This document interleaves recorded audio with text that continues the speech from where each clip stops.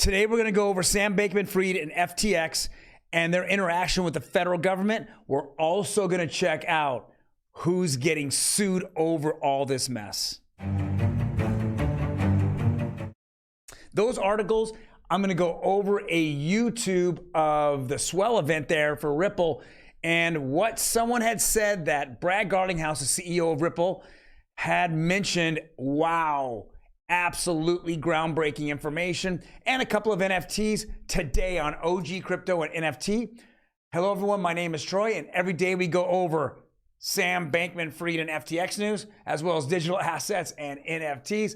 Before we jump into it, hit that subscribe button. Boom, boom, boom, boom, boom, boom, boom, boom. There we go.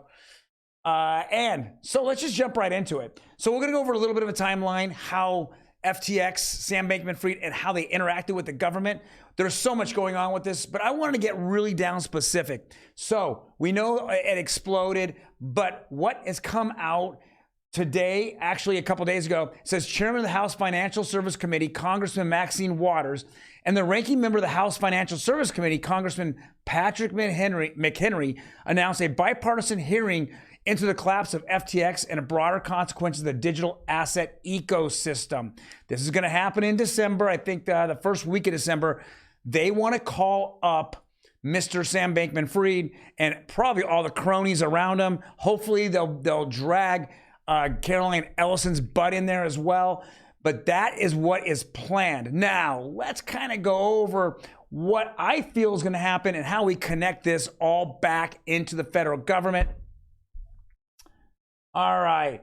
Well, look at Sam Bankman-Fried here, and guess who he's standing next to?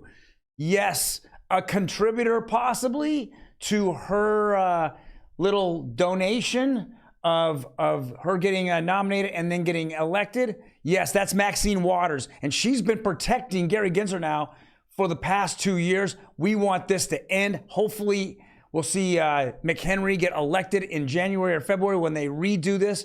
But at this point, all the congressmen who've been going after Gensler have been rejected every single time by Maxine Waters. Why? Because they weren't contributing to her campaign. But guess who's next to her possibly contributing to her campaign? Because we know he did tens of millions of dollars for the blue. Yeah, Sam Bankman-Fried. Well, let's kind of go over a little of the timeline here. So this is a Daily Mail. We know for a fact that Sam Bankman-Fried met, let alone face-to-face or through video, several times with Gary Gensler and the SEC. We know one time in October of 2021. That was one of them. We know that on March, I believe 26th of this year, he met with Gary Gensler, and both times they met, Gary Gensler walked away and didn't have an issue with FTX or Sam Bankman-Fried. But again, I keep going back to the political overtones of this. It's not that, you know, we're looking at an absolute regulator who's sitting here unbiasedly looking at FTX, yet he still goes after Ripple and Library, who are, let's say, smaller fish rather than FTX, who's in this enormous fish that's taking in tens of thousands of dollars from investors and VC firms and all kinds. But let's don't go look at those guys. Let's just go hang out, have a couple of beers, and see how much you're going to donate to our blue. Next. Well, let's go one step further. If I'm Gary Gensler and I've met several times with FTX, and then all of a sudden we have all these complaints coming into the FDIC saying that FTX kept telling all their investors that they were FDIC insured. Well, they got a cease and desist letter here from FTX US. It's telling them that FTX cannot tell their depositors that they are FDIC insured. And so they had to have a legal letter and a cease and desist. So you're telling me that Gary Gensler, who should know that they received this, who should know back in March that they were actually saying this on their website, now all of a sudden is getting the FDIC gets involved? Where are you, Gary? Where are you? Well, let's go one step further here. Oh, this was on Ben Armstrong's YouTube channel a couple of days ago, Bitboy, and here we go. Hussein Faraj was investing into FTX, and he kind of figured it out that there was a lot of scheming going on and ultimately fraud. So he had actually talked to some of the cronies over there at FTX, and he got a few of them to admit that they were just minting the FTT coin and other coins. Boom, just go ahead. How much money do you need? We'll just go ahead and mint it and send it to you. Well, once they figured this out, they were going back and forth on Zoom calls or on video calls, and they recorded them showing that there was clear fraud. Then Hussein went and he had said on several times on this channel being Ben Armstrong and Bitboy, as well as other channels, that he had contacted the SEC and told them that there was fraud here.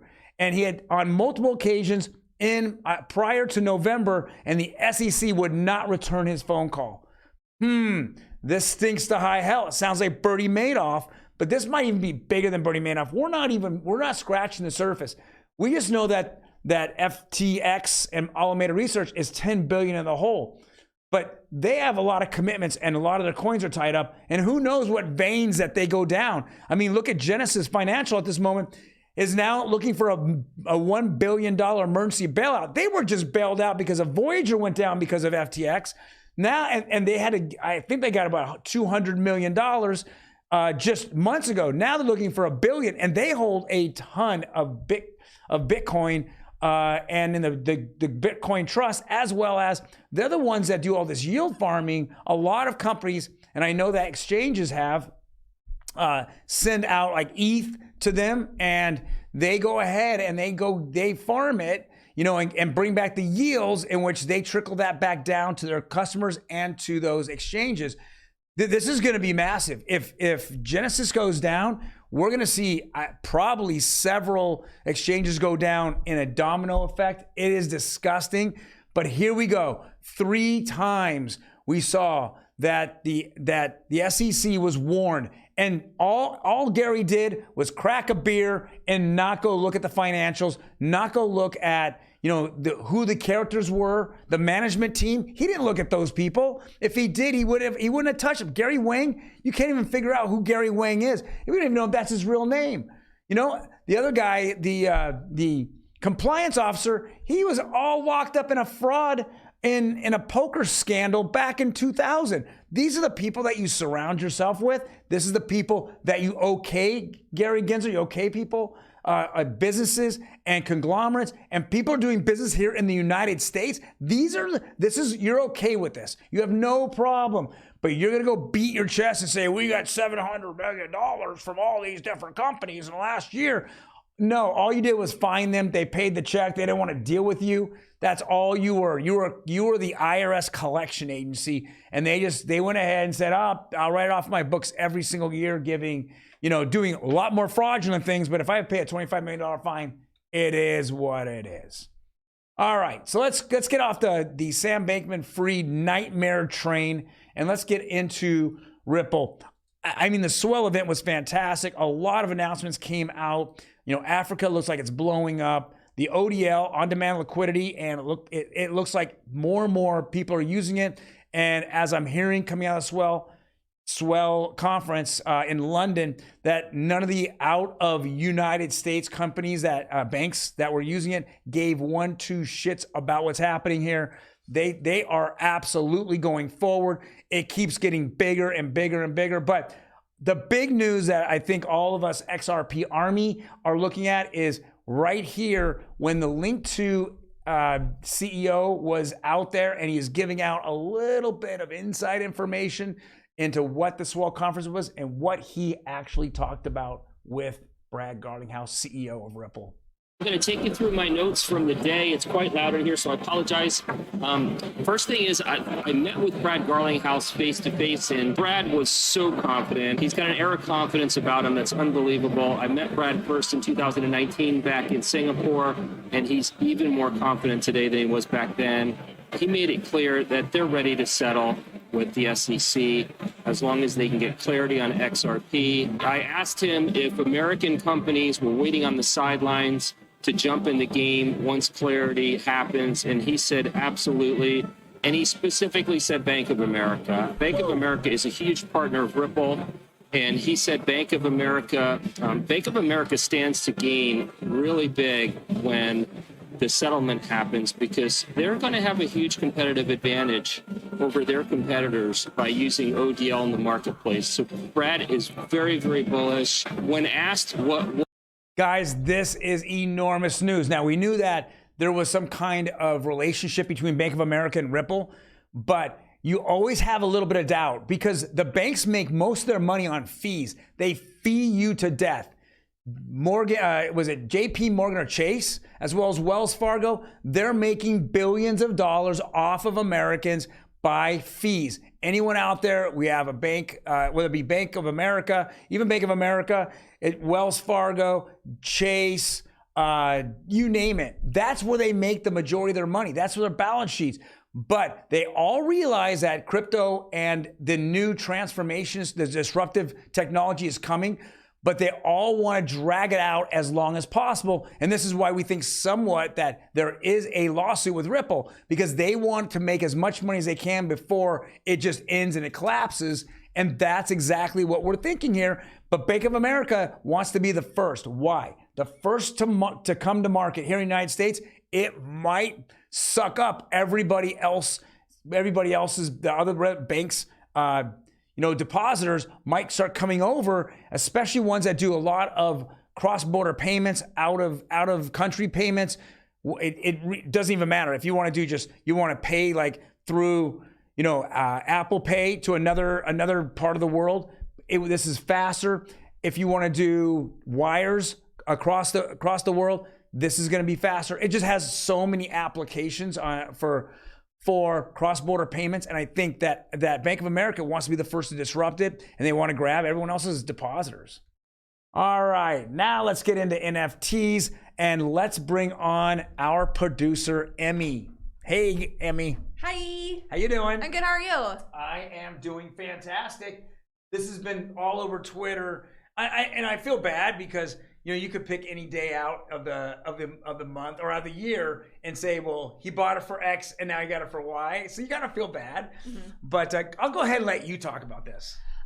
Yeah. So this is really big news in the NFT space today, which I think is kind of silly. If the whole NFT market took a shit, then so did probably a lot of celebrities NFT. But because this ape belongs to Dustin, it makes headlines. Yeah. What happened was way back in the day, which back in the day at this point was about a year, right? I know it's funny to say it.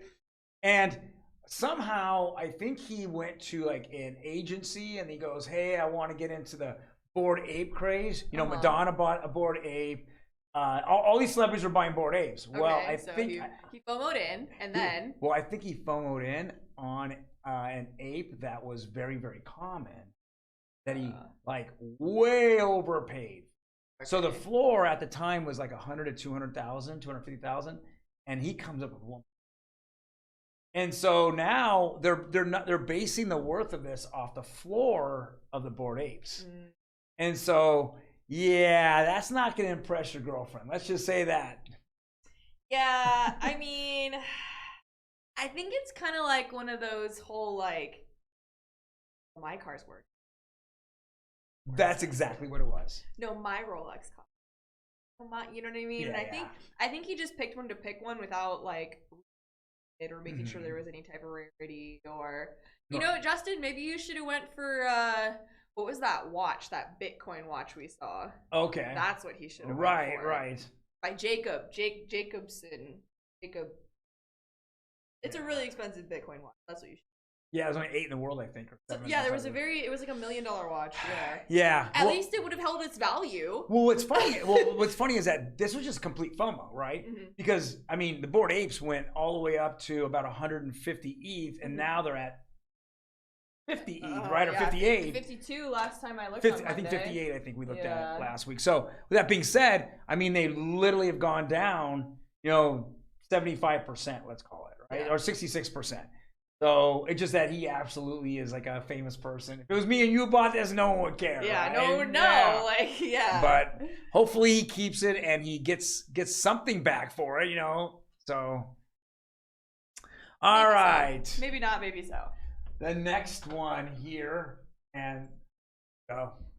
Yeah, so this is really interesting. Oracle Red Bull Racing to make history by featuring an NFT on their Formula One cars. I want to show so a picture kind of the NFT on the car. This is like Azuki. So it's a Azuki, Yeah, Azuki NFT. It's an Azuki NFT, and this shows like the promo. So Bybit is an exchange. Mm-hmm. So I think the exchange actually put the money up. And Azuki is just one of the Azukis that were out there. Oh, okay. So Oracle Red Bull Racing in conjunction with its principal team partner, Bybit. There you go. That's interesting. And Azuki creator, Shura Labs. Mm-hmm.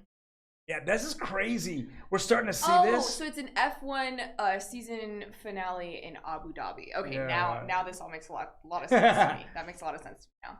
But you're just seeing that the adoption here is going crazy. Yeah, and especially with the really big communities like Bored Ape and Azuki, I feel like Azuki's been in the headlines almost every week. Right. With their golden skateboard, with those necklaces they did, with now this. So it seems like not only are they doing really well in phygital market, but with really big partnerships like Red Bull. And you wouldn't even, could you even imagine this a year ago? No, not at all. Zero. I mean, you wouldn't even, not even a second thought of, and they've gone, Azuki has done a great job. So has Yuga Labs with, Bored Apes, the Mutant Apes, the Me Bits, and then the word on the street is, World of Women might be heading towards Yuga Labs. I would like to see that. I would like to see what Yuga Labs would do to stamp the whole community and all of it. So. Right. Because that female aspect would be enormous. I agree. If you were to promote it properly. Me? No, just kidding. You. Hey guys, have your people call my people. Well, to wrap this up, we're gonna just have a little fun at the expense of the FTX shillers that are now getting spanked.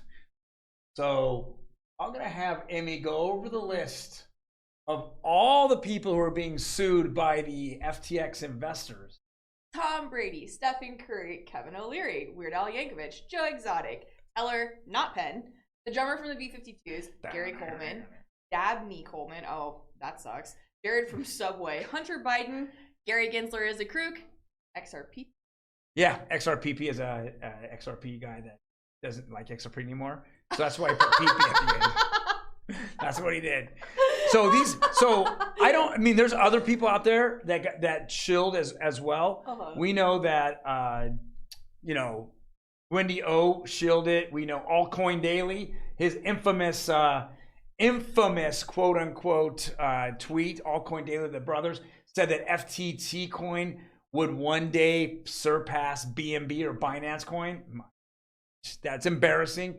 Yeah, they won't talk about that now. As well as Elio Trades, he shilled FTX as well.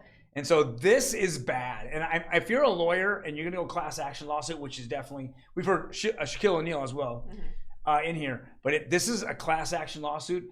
How many people in the United States or anywhere in the world that really got taken by FTX, and all these people shilled?